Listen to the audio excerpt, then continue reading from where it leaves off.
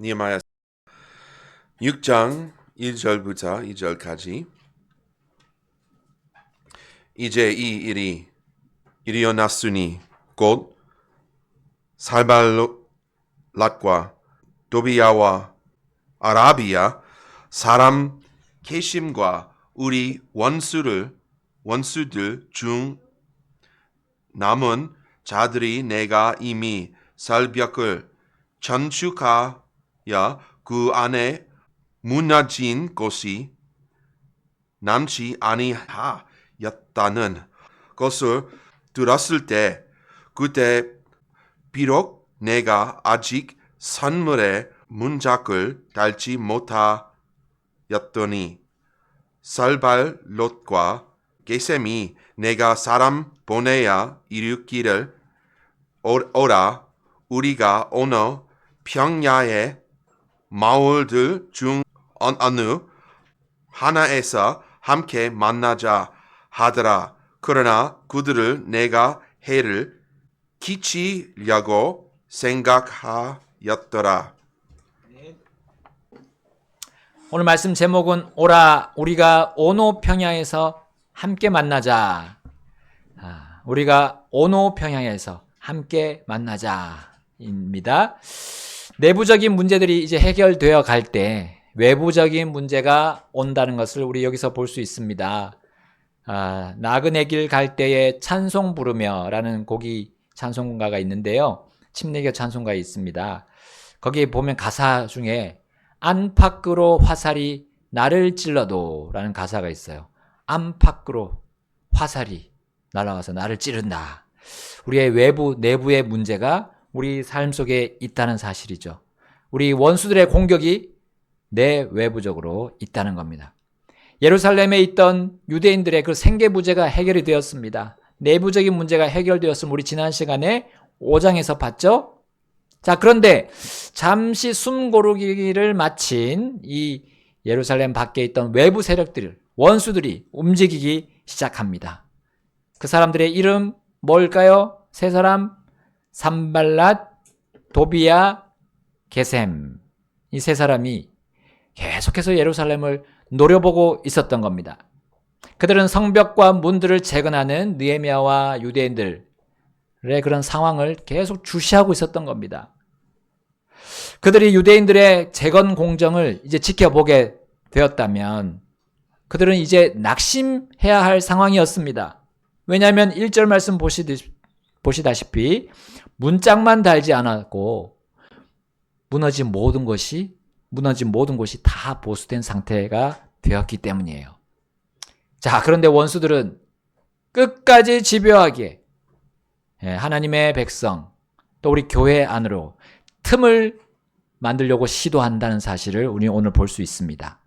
특히 그들은 이번엔 머리를 노렸어요. 머리. 그들은 과감하게 느헤미야를 치기 위해서 움직였던 겁니다.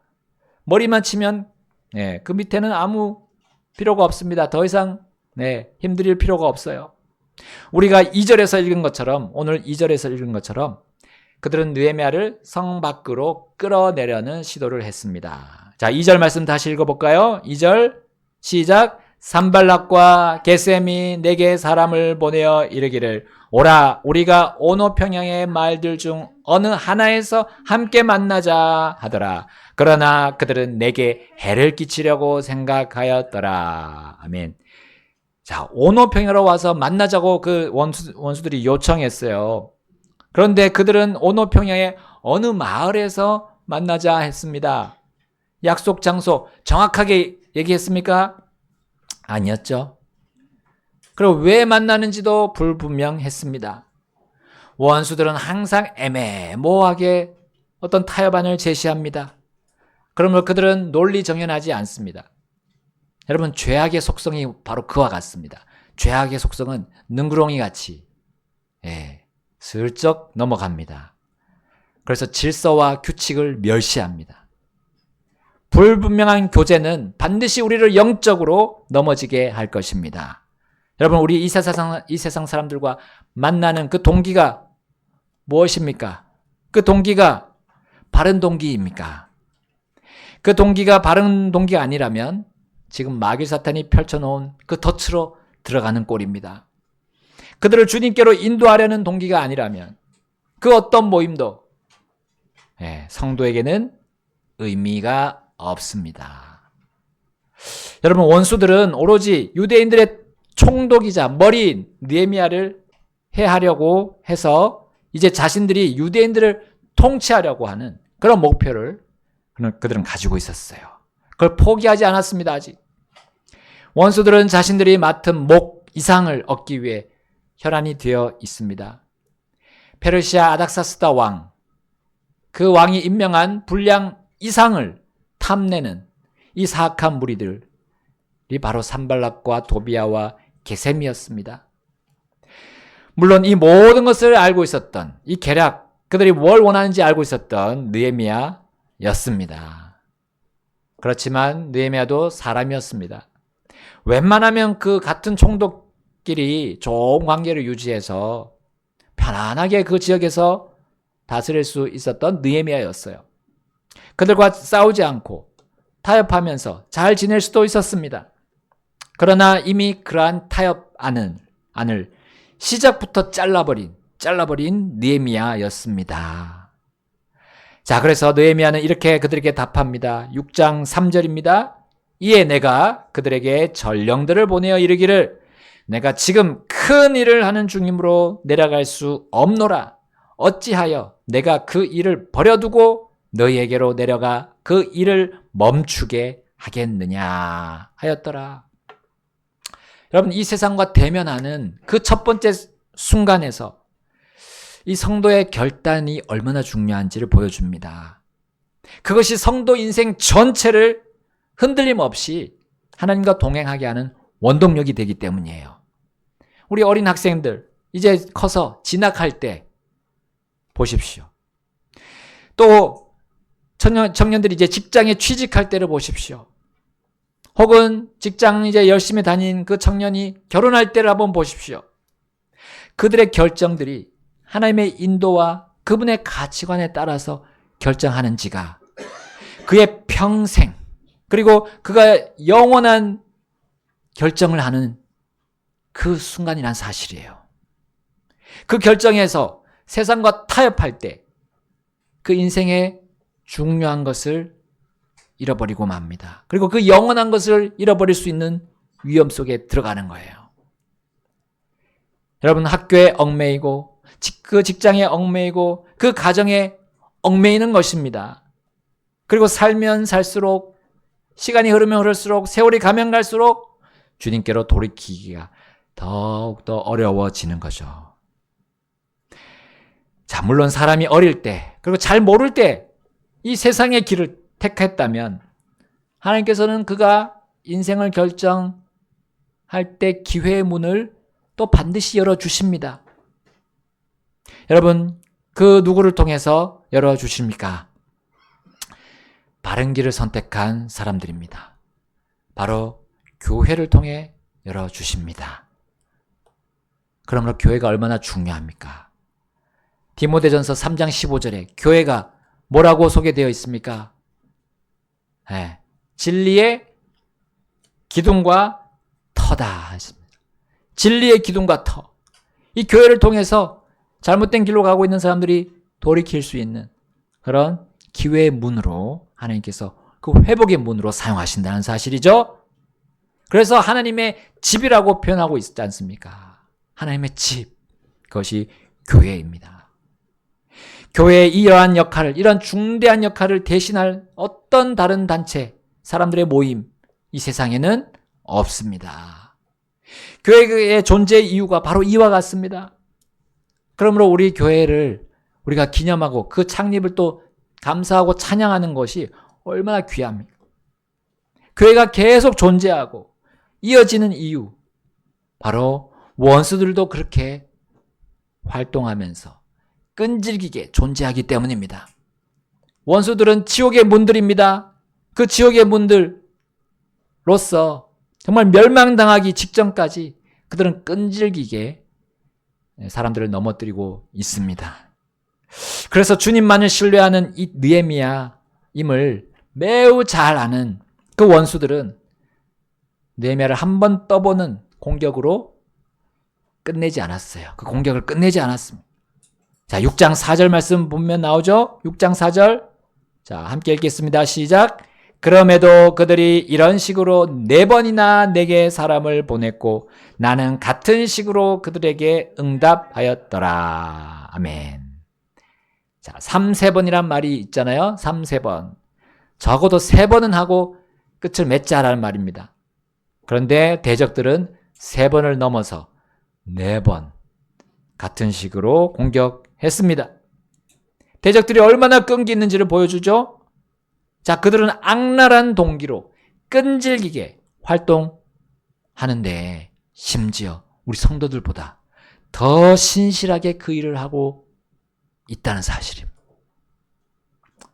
자, 물론 우리 이 느헤미야는 선한 싸움을 그들처럼 신실하게 감당합니다.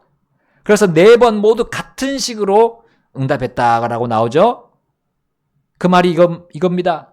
어찌하여 내가 그 일을 버려두고 너희에게로 내려가 그 일을 멈추게 하겠느냐. 우리가 교회 안팎에서 주님의 일을 맡아서 행할 때 반드시 대적들이 그 일을 멈추게 하려고 감언이설로 설득할 것입니다. 야, 그 일이 뭐 그렇게 너에게 유익을 주냐? 그 일이 지금 너의 현실적인 문제 해결해 주냐? 그 일이 너에게 즐거움을 주냐? 그 일이 너의 안전을 보장하냐? 자, 대적들은 이렇게 우리들에게 의혹을 제기합니다. 그러나 그러한 의혹들은 내가 주님만을 택한다면 눈 녹듯이 사라지는 것들이에요. 그럼에도 불구하고 대적들은 우리의 틈을 노려서 우리의 시각을 하나님께로부터 돌려 나의 육신을 보게 하고 나의 이 세상을 보게 하는 겁니다. 그 틈을 찾으려고 계속해서 우리에게 의혹을 집어넣습니다. 너가 지금 가는 그 교회 가서 하는 일들, 또 교회에서 말씀 들어서 그것을 가지고 사는 그 일들이, 그 삶이 별거 아니다. 가치 없지 않느냐라고 계속해서 의혹을 제기하죠. 여러분, 대적들의 4번째 공격도 이제 실패하자 그들이 다섯 번째로 느헤미야에게 공세를 가하는 것을 보십시오. 5절입니다. 5절. 그때 산발랏이 같은 식으로 5번째 자기 종의 손에 봉하지 않은 편지를 들려서 내게 보냈는데 6절. 그 편지에 쓰기를 이교도들 중에 그 일이 알려졌고 가스무도 이르기를 너와 유대인들이 반역하고자 생각한다고 말하느니라. 그런 까닭에 내가 성벽을 건축하여 이 말들과 같이 내가 그들의 왕이 되고자 하는도다. 자, 총독이 심지어 아닥사스다 왕을 반역하려고 그렇게 너가 하는 거 아니냐? 라고 편지에 써서 그 편지를 봉했습니까? 안 봉했습니까? 봉하지 않은 채 느헤미야에게 보냈던 거예요. 얼마나 악랄하고 치밀한 계획을 합니까? 그들이. 이제 느헤미야가 그들에게 직통으로 받았나요? 편지를? 어떤 식으로 받았나요? 네, 종들을 통해서 받았습니다. 근데 그 편지가 전달될 때 중간에서 유대의 어떤 치리자들이 볼 수 있게 한 거예요. 봉하지 않았으니까. 한번 볼까? 하면서 봤을 때 그 치리자들이 의혹을 얻게 되겠죠. 그들은 편지 내용에 가스무라는 인물을 포함시켰습니다. 가스무가 어떤 인물인지 다른 구절에서 전혀 나오지 않습니다. 다른 성경에도 없어요. 그러나 어쩌면 그가 유대인 사회에서 아주 오래전부터 있었고 유대인 사이에서 평판이 그렇게 나쁘지 않은 괜찮은 인물이었을지도 모릅니다. 근데 그가 이렇게 말하는 거예요. 느헤미야가 지금 이렇게 이 일을 하는 거는 왕을 반역하고자 하는 거다. 자, 그러므로 유대의 치리자들 중에 느헤미야를 별로 좋아하지 않는 사람이 이것을 보면 마음이 흔들릴 수도 있겠죠. 대적들은 계속 긁어서 부스럼이 일어나도록 가짜 뉴스를 퍼뜨리는데 열중했습니다. 자, 6장 7절 말씀 또 이렇게 나오죠. 다 같이 읽어보겠습니다. 7절 시작. 내가 또한 예언자들을 임명하여 예루살렘에서 너에 관해 선포하여 이르기를 유다의 왕이 있다 하게 하였으니 이제 이 말대로 그것이 왕에게 알려질 것이라. 그러므로 이제 오라 우리가 함께 의논하자 하였더라. 자, 이 원수들은 심지어 예언자들이 선포하지 않은 그 말을 지어내기까지 했습니다. 그들은 예언자들이 느헤미야를 왕으로 삼으려고 한다는 소설을 쓰기 시작하죠. 그것은 유다의 왕이 있다라는 말이었어요. 유다의 왕이 있다. 아닥사스다 왕 말고 다른 왕이 있다는 거죠.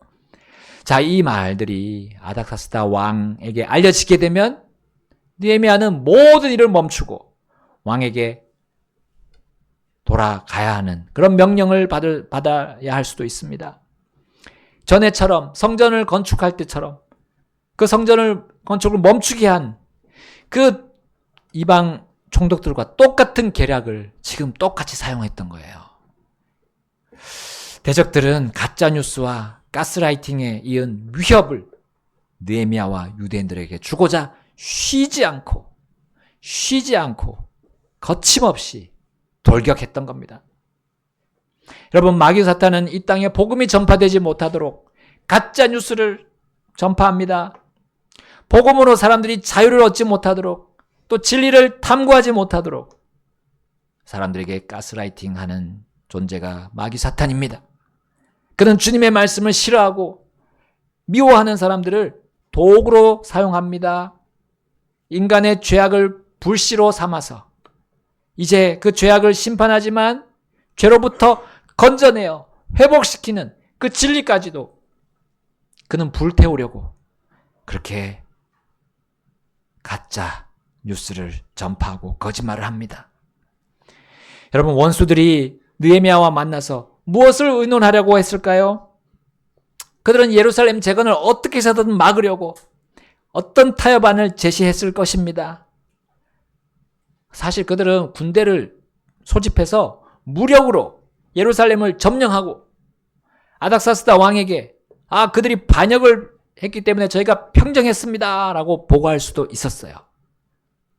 그런데 그것보다는 그들이 타협하는 방식을 택했던 거예요. 일단은 타협해보자. 타협안을 제시해보자. 자, 저는 이런 타협안을 제시하려고 하지 않았을까 생각합니다.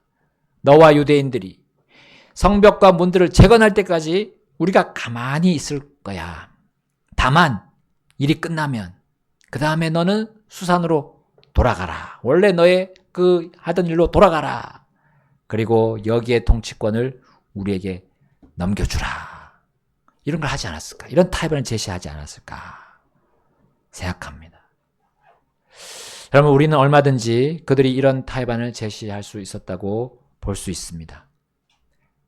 그러나 그들과 타협을 하든 전쟁에서 그들에게 패배하든 결과는 같았습니다. 느헤미야와 유대인들은 하나님만을 섬기고 경배드릴 수 없었어요. 그렇게 되면 주님을 따르는 것이 불가능했던 겁니다. 하나님만 따른다면 느헤미야와 유대인들이 대적들에게 줄 수 있는 답은 한 가지밖에 없었어요. 그들이 오노 평야에서 만나자고 했죠. 발음이 똑같습니다. no. no예요. 답 한 가지밖에 없어요. 오노 평야에 갈 필요가 없습니다.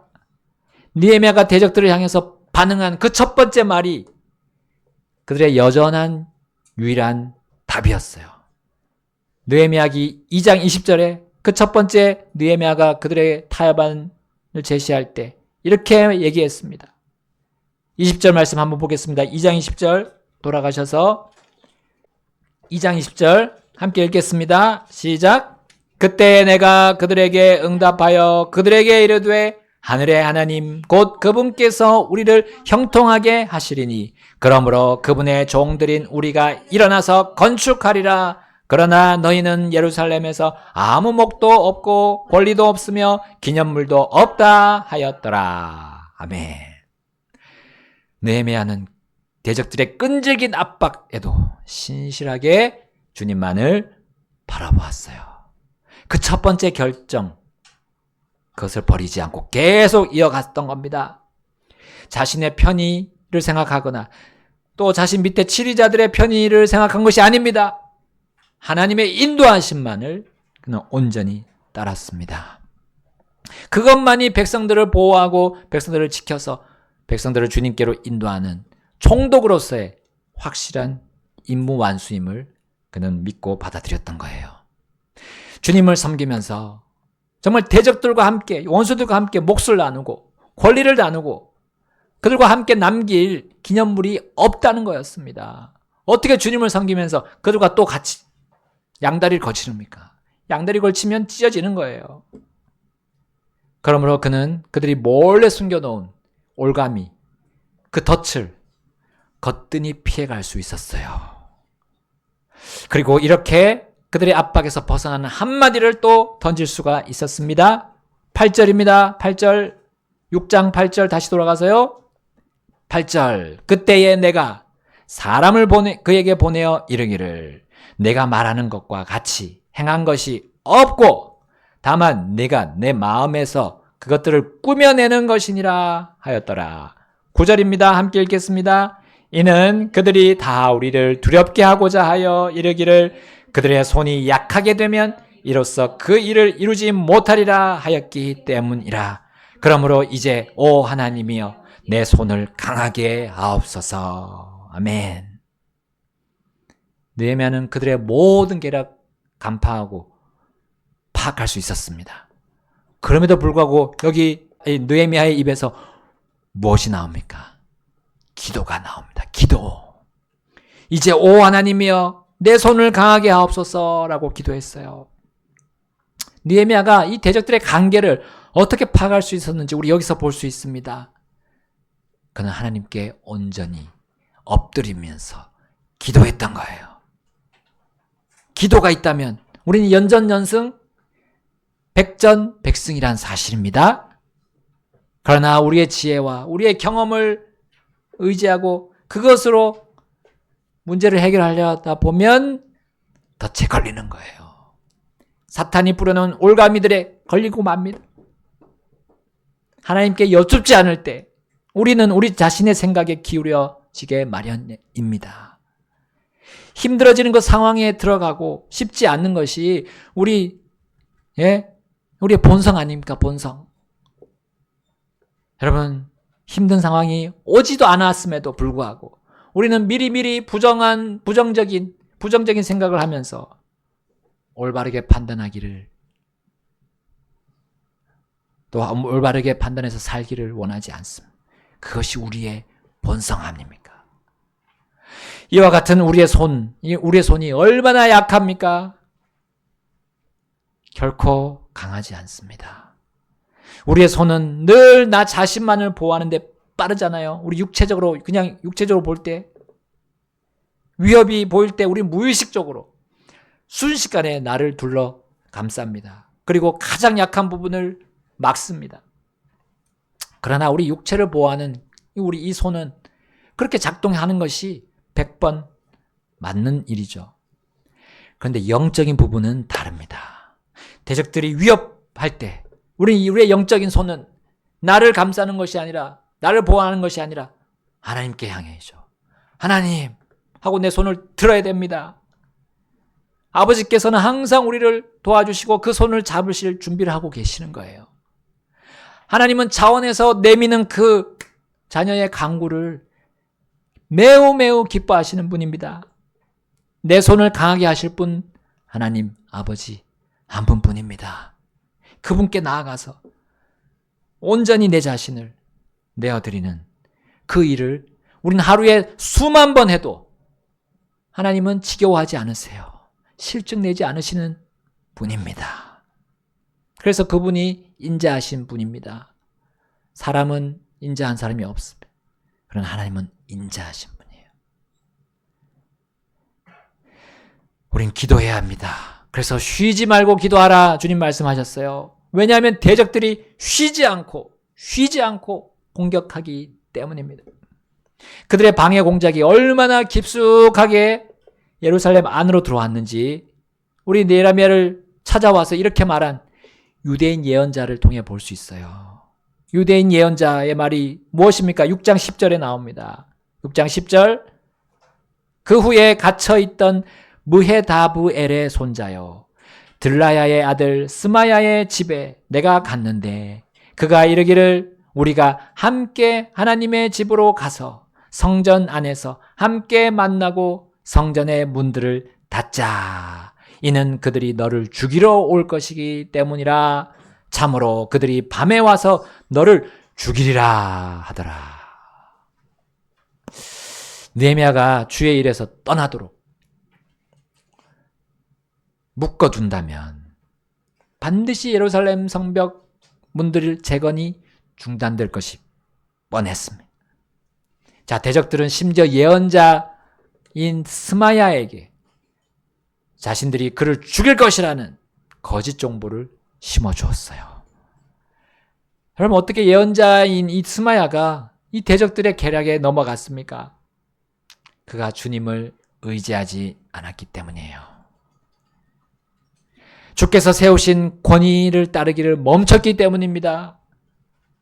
그가 주와 느헤미야의 그 자리에 월권에서 올라갔기 때문이에요. 그러나 주님께 자신을 온전히 의지한 느헤미야는 스마야의 예언이 거짓임을 순식간에 파악할 수 있었습니다. 자, 11절 말씀 이렇게 나옵니다. 이에 내가 이르기를 나 같은 자가 도망해야 되겠느냐? 나와 같은 상황에서 누가 성전 안으로 들어가 자기 생명을 구원하겠느냐? 나는 들어가지 아니하겠노라 하였노라. 12절 보라 하나님께서 그를 보내지 아니하셨으나 다만 도비아와 산발랏이 그를 고용하였기 때문에 그가 나를 대적하여 이 예언을 선포하였다는 것을 내가 깨달았노라. 13절 함께 읽겠습니다.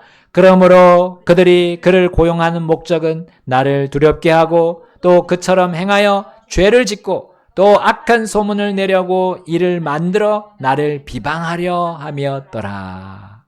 아멘. 여러분, 대적들을, 이 원수들은 항상 우두머리를 겨눕니다. 그리고 하나님의 권위마저도 깎아내립니다. 하나님의 말씀을 예언한 예언자들은 이 정치인을 할 수 있는 총독 느헤미야와 함께 진리의 편에 서야 합니다. 그리고 대적들을, 원수들을 막아야 하는 임무가 이 예언자들에게도 있었어요. 하나의 사법부라고 그러면 사법부가 바로 이 예언자들이었습니다. 그러나 그들이 하나님의 말씀을 왜곡하고 하나님의 법을 변질시키는데 이 대적들이 성공했습니다. 여러분, 지금도 여전히 대적들은 이 일에 아주 능하게 할 수 있어요. 마귀 사탄의 아주 파워를 얻고 있기 때문입니다. 자, 그러므로 우리도 느헤미야처럼 하나님께 이와 같이 간구해야 합니다. 기도하고요.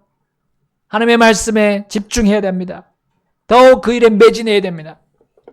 6장 14절 다 같이 읽겠습니다. 6장 14절 시작. 내 하나님이여 도비아와 산발락과 여예언자 노아대와 예언자들 중에 남은 자들이 나를 두렵게 하고자 하였으니 주께서 그들의 이 행위대로 그들을 기억하옵소서. 주께서 그들의 이 행위대로 그들을 기억하옵소서. 예언자까지도 넘어갔음을 우리 여기서 볼 수 있습니다. 한두 사람이 아닙니다.